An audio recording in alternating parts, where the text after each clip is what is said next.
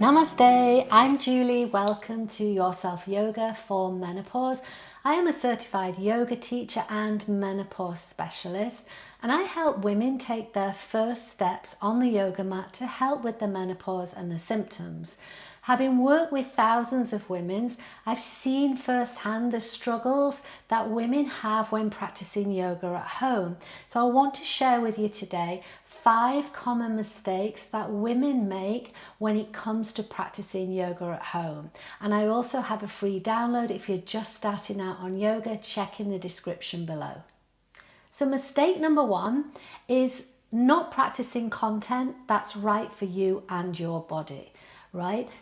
Let me ask you this. If you have a menopause issue, would you prefer to see a general doctor or a menopause specialist? I'm guessing the latter, right? Because they can help you more, right? They understand your symptoms more. It's the same with yoga. We have menopause yoga, a genre of yoga that is made up of different styles. Why? Because it targets different symptoms. So we have a gentle flow yoga that moves the body, that helps release stress and tension, helps with aches and pains, hot flushes, brain fog. Then we have restorative yoga, a gentle relaxing yoga, and that helps with anxiety and overwhelm and fatigue. We have yoga nidra, which helps with deep relaxation and insomnia. And we have yin yoga, right, which targets the joints, right, and all those horrible muscle aches and pains, right? So we have menopause yoga that suits you and your body. And our symptoms can change from by the hour. I was going to say from day to day, but by the hour they can change. So choosing content for how you feel on that day is absolutely vital to getting the best results on the mat and the best results for how you're going to feel. The mistake number 2 is consistency. Okay, and consistency wins the race in a lot of things in life, and especially with yoga practicing at home. So very often I hear ladies say that they go to a local class, they practice once a week. And my response is brilliant, that's great. But if you have 1 hour a week to spend on yoga at this stage of life, you're actually better dividing it by 3 and practicing 3 times 3 20-minute sequences. Why? Because you know how quickly our joints seize up, you know how our symptoms change with the wind, and the benefit you feel after a 1 hour class on a Tuesday evening is long gone come Wednesday evening. But by introducing shorter sequences, little and often, you get the best results. So consistency, it's almost like a less is more approach. You're practicing more, but you're practicing less. Right? You're practicing shorter sequences. And hey, guess what? They're easier to fit into your schedule. You can accommodate them, roll out your mat, and away you go. If you're watching this and you're just starting out on yoga, or you've been practicing yoga for a while and you're just not really making any headway, download my free guide. Check out the description below. It's a guide that is specifically for beginners, helping you take those first steps on the mat.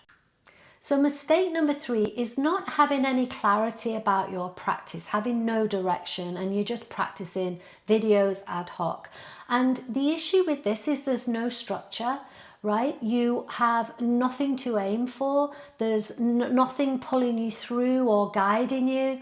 And think about learning to drive a car. You don't get behind the wheel and just set off, right? There's a lot to learn. It's the same with yoga, right? Learning how to master the breath. The fundamentals of breathing are so important. The alignment of the poses and so on. So in my program, in my yoga journey for menopause ladies, they have guided calendars that tell them what to practice and when, that guide them through, and it's a staged progression. So they move from one calendar to the next, and in each one they're watching tutorials on the key poses. So they're ironing out any mistakes, for example in downward dog, you know, making sure they've got the hand placement right, making sure they're elevating the hips and so on. And all these little things matter. And it means that not only are you practicing safely, you're getting more benefits by practicing correctly. And you are spurred on because you have a direction in which to go at. why not drop me a comment below? Let me know what's your take on practicing yoga at home. What's your biggest struggle? What have you identified with so far? Drop me a comment, I'd love to hear. Number 4, comfort zone. It's so easy, isn't it, to get stuck in our comfort zone, and we find a video we like and we just keep practicing the same old thing. But here's the thing, you're not really going to benefit from that because the body isn't being pushed, and the body soon adapts to what you're doing. And society has us believe that life starts at the end of our comfort zone.